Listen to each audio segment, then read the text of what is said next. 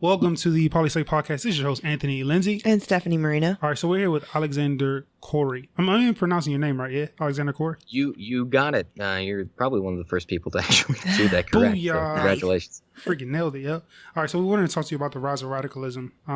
So my first question to you is, how do you feel the political climate in America has changed over the last few presidencies?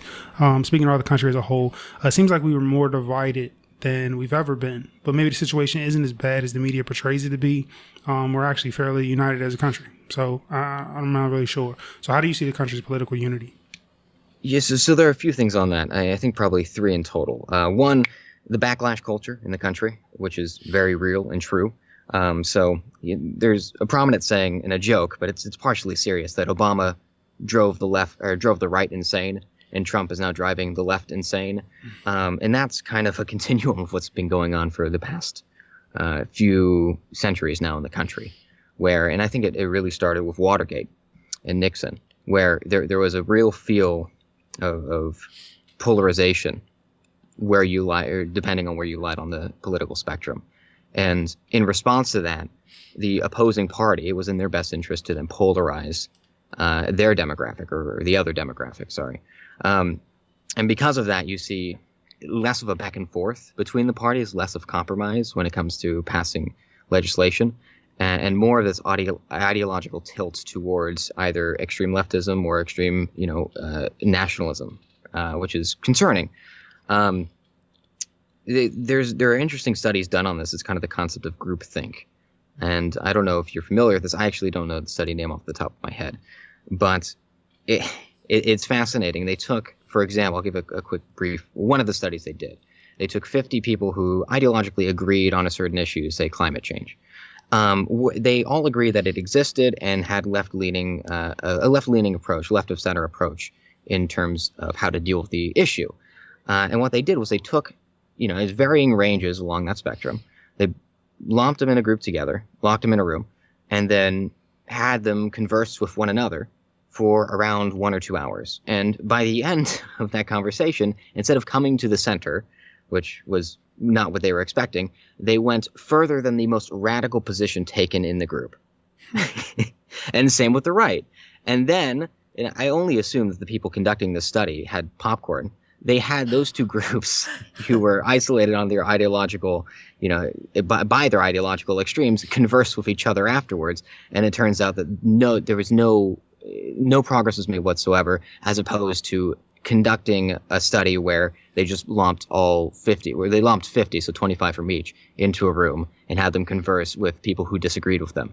And then they tended more towards the center.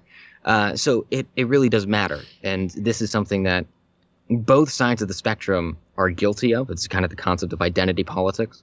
And I find that really concerning. There's another, I'm losing it off the top of my head right now, but there was another one that does concern me. Do you mind asking the latter part of that question again, so I can? Yeah, absolutely. It was get a hold of that. How do you see the country's political unity going into the future? But just to expand on your first study, I think it would be interesting if we expanded the results of that, and to see if what would happen, or what accounts for the political unity today. Like, is it because the news is constantly saturated with political division, and people are constantly looking at the political division that accounts for it? Like, are people being pushed to their extreme just because they get to see it each day, because they get to stay in their own bubble, and they're pushed to their extreme in their own bubble? Like, is that the reason that the identity part of politics even started?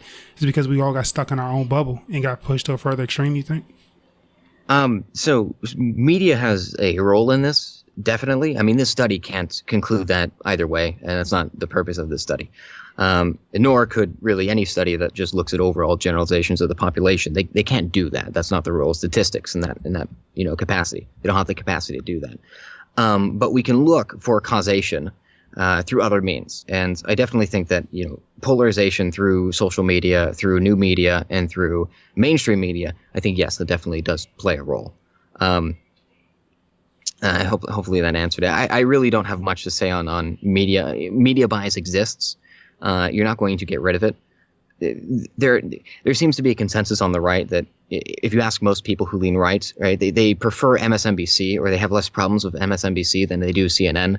And the reason they do is because CNN tries to play as an objective, news outlet when there is an obvious slant towards, left-leaning policies. MSNBC at least admits the bias. Fox News admits the bias, so people have less of an issue with that. And I think that's, you can't give control of this to a government entity. You can't have ways. You can't regulate bias, essentially. So the best thing you can do is at least admit your bias, so it's out there in the open. The biggest concern of mine is when we try to cover objective truth or subjective truth as objective truth. Subjective truth alone doesn't even exist, so it's quite interesting. In certain issues, they've said that the facts have a well-known liberal bias. So in the case of like a global warming, where the science is pretty much in, but there is a borderline disinformation campaign coming from the other side. Like, is this an objective fact that we are just going to toss up to the political realities of the country, or are we going to call it like it is, that 99% of climate scientists do agree that global warming is a real thing? Yeah. So this is my another issue of concern of mine with both sides, is that they seem both consistent in denying science. Mm-hmm. On the left side of the aisle, you have and this is actually both the right and left, but the anti-vaccination movement, the anti-GMO movement. On the right, you have the anti-climate change. Like, climate change does not exist. It does. It is. You can ask questions about that, right? So you can ask, okay, humans play a role to what degree, and what policies should we then pursue, right? That the policy question is more of a political question, and that's where I differ from, left-wing policies that advocate a government solution. I think we need to focus. There's actually a great TED Talk conveying the position that I take, which is it's a economics incentive program, essentially, to prosper innovation, which is, I don't want to go into the details of that. It's very comprehensive, and I don't feel like I have the expertise to do so. But you might be the first person ever in any media as a talking head or anything to be like, I'm not an expert. I'm not going to comment on it. Yeah. I wish more people would do that. I have to be quite honest. Climate science is not something that I study. I'm able to read the studies, but I don't study for myself. So I rely on the ICPP for most of my research. I would hope most people do. Mm-hmm. And you can take, the ICPP has come out against a lot of a lot of left-leaning radical claims that the world's going to end tomorrow, mm-hmm. right? So you can take an objective, truthful stance and still be conservative. It's just, again, the extremes take up most of the limelight, and that's frustrating, because then we don't get to have a good conversation about the best arguments from either side. Right, we get the worst from each side, duking it out, and the country's worse off for that, because that's what promulgates. So 100%, I totally agree. I've noticed the phenomenon where I was in a liberal bubble for a very, very long time, and I know people who literally have never spoken to anyone on the other side of the political spectrum, and we end up in this echo chamber, just by ourselves.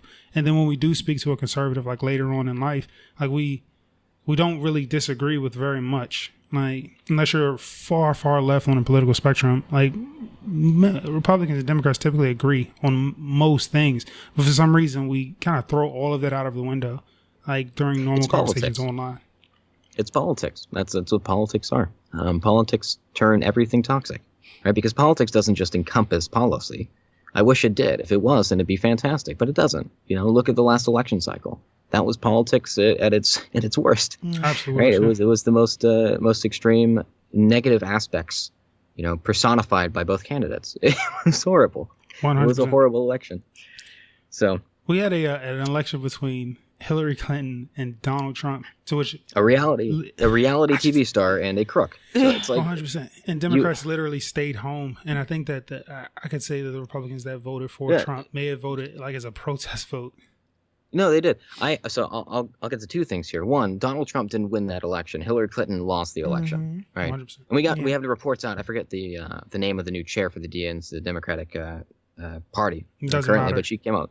Yeah, she came out with a report basically stating, to summarize real quick, that Obama bankrupted the party, and then Hillary Clinton corrupted it. So, I mean, if you love or despise Bernie Sanders, you can actually thank those two individuals for his rise in the party, because it seems like that's where they're going to go in the future, right? But and the second thing I'll say about that is that I know a lot of people who they weren't expecting to vote for Trump once they entered the booth.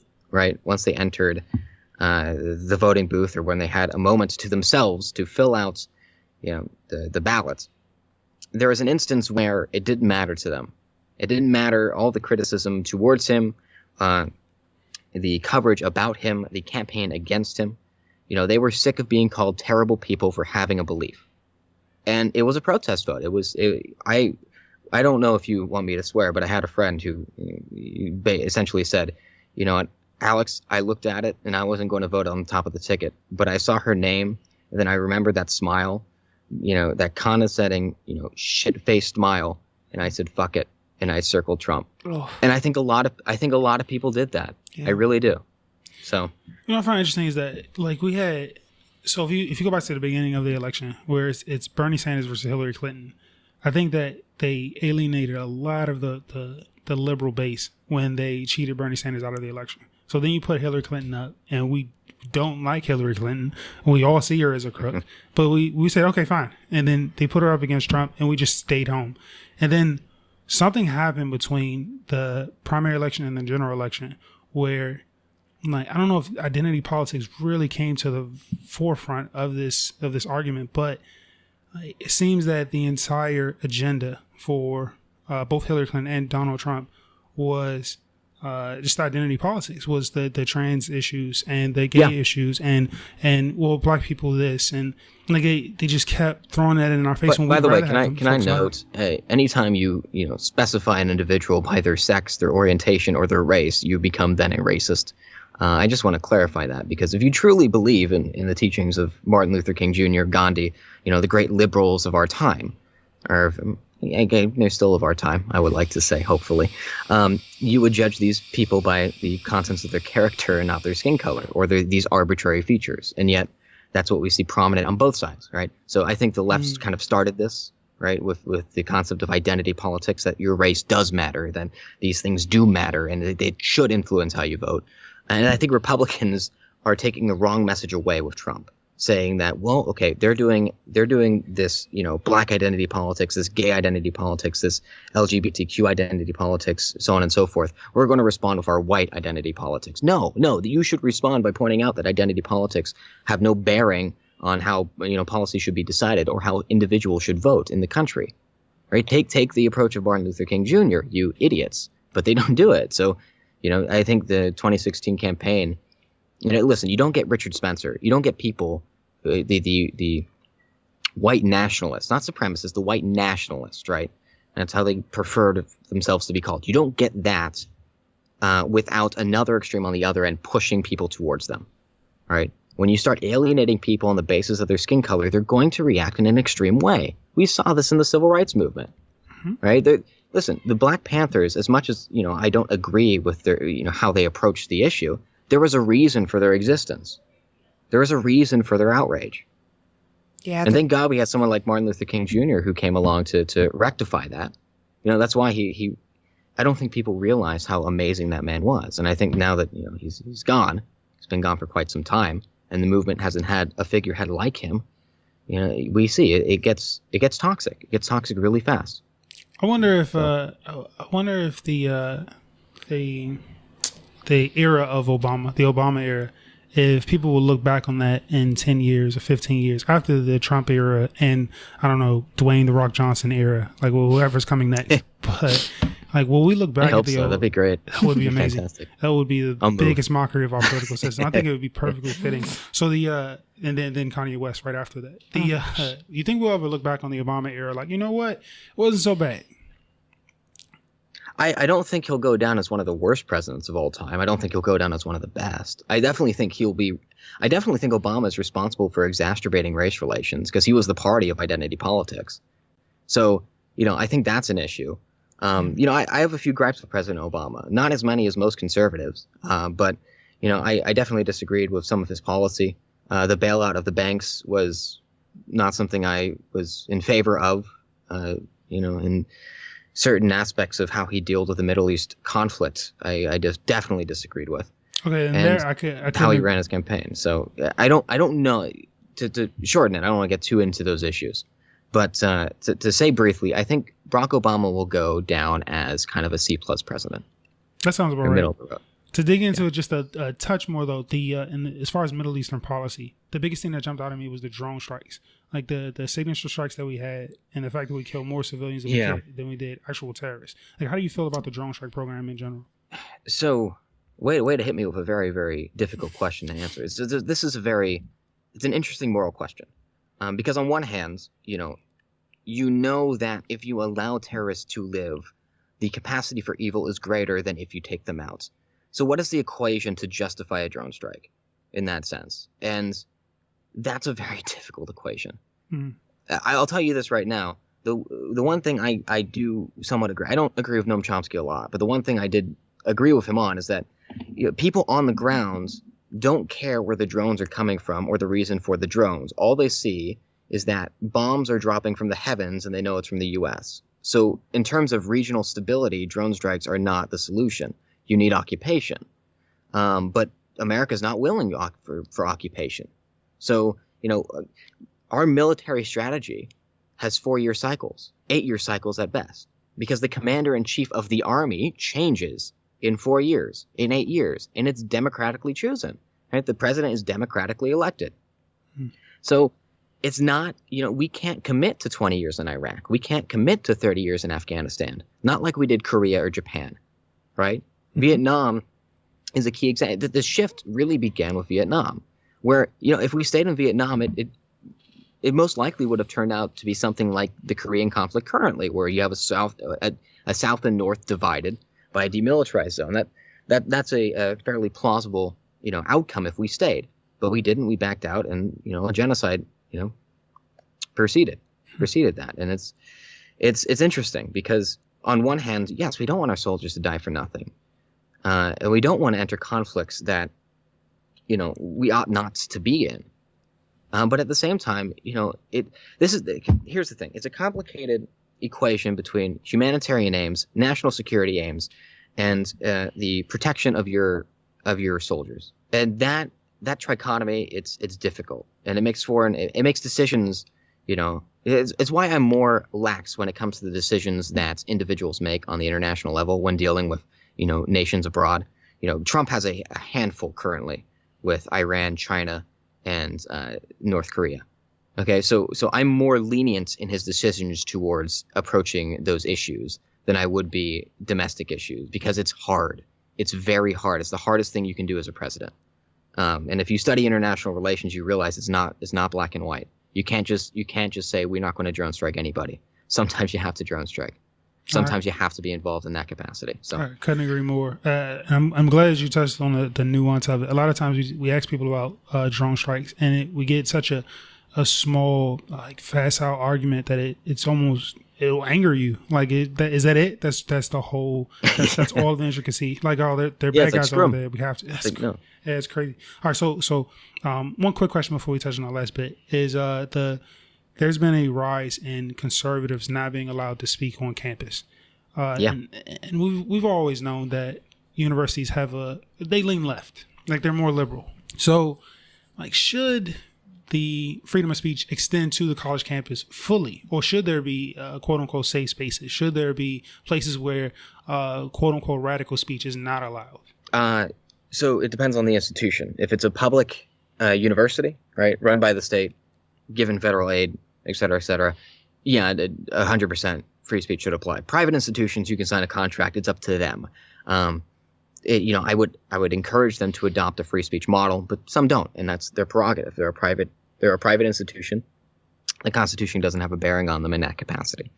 I don't really want to go into an argument about that, whether it should or not. I will say that the way I see it, and I'll give a kind of a personal observation here, because I study this. I study this in a way to satisfy my own kind of contentment, if that makes sense. Like, I just want to know what's going on so I can maneuver it. So I'm approaching this conversation from that angle as well. Mm-hmm. And so I want to start with my department at my university. I won't give the specific name because reasons. But I'm a political science and economics major at my university. And my political science department, my economics department is great. My political science department is actually fantastic.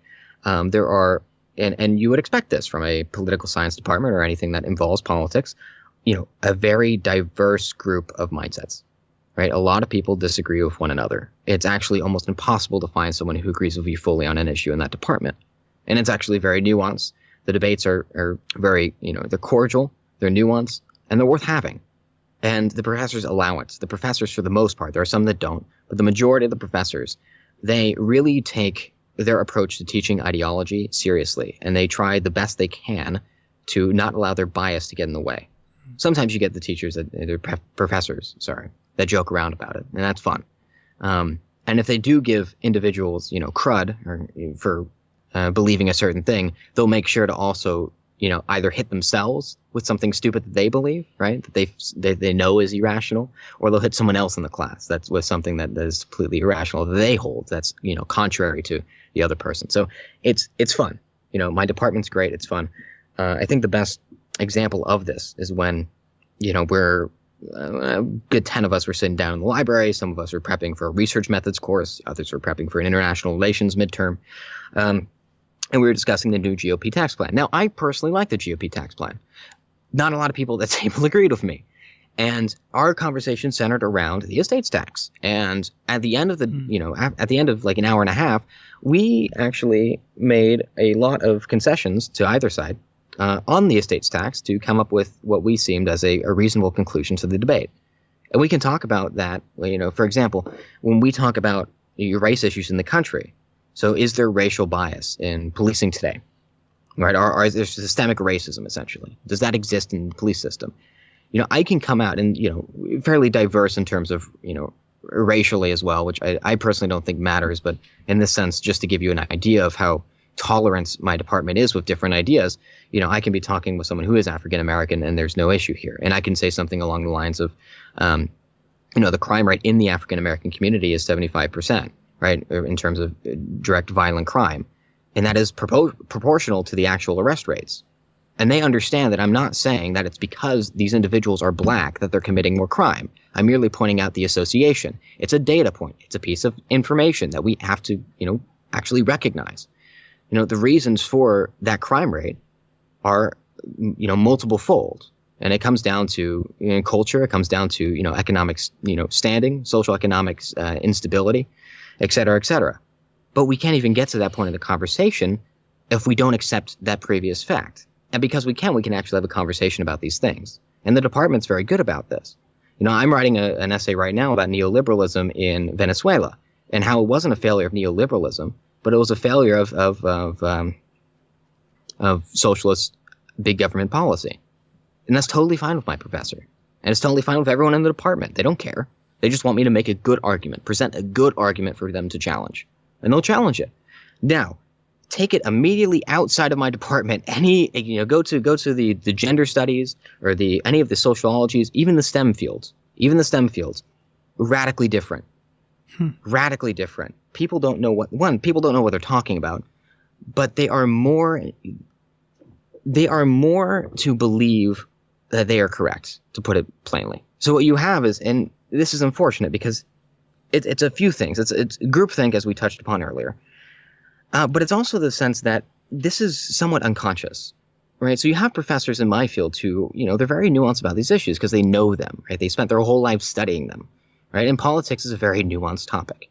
Okay? It takes a good amount of control to discuss politics rationally.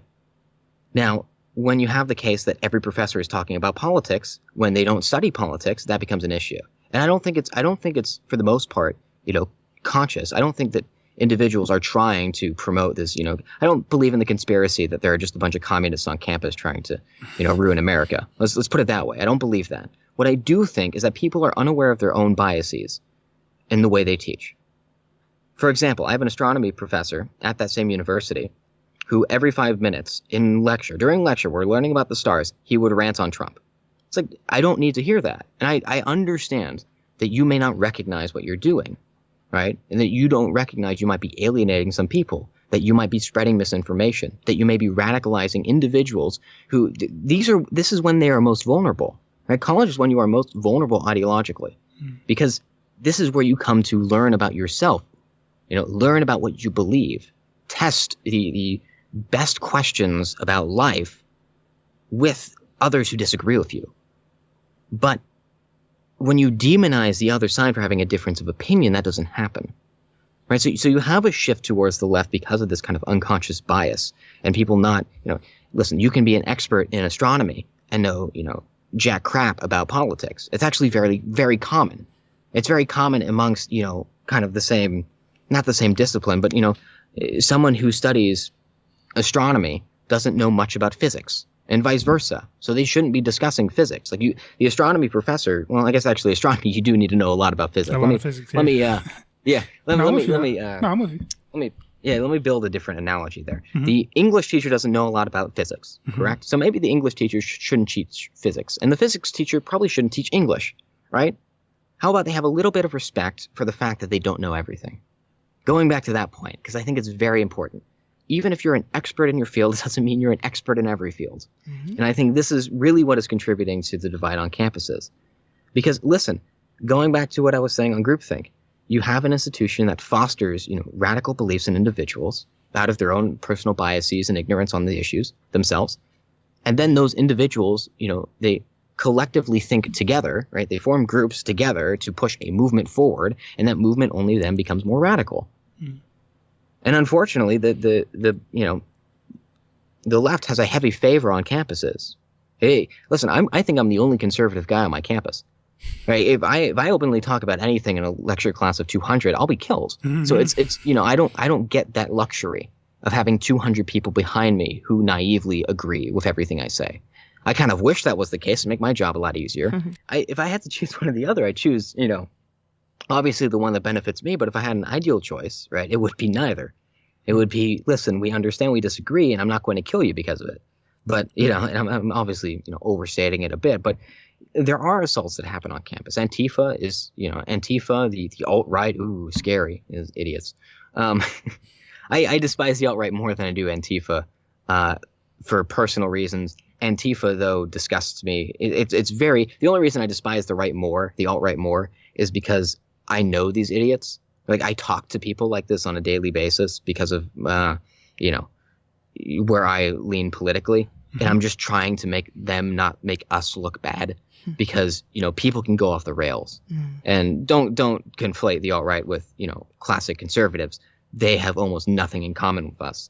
They are the equivalent to Antifa, the same side or different side of the same coin. Mm-hmm. So, these institutions and this unfortunate truth of it, listen, you can't get rid of it.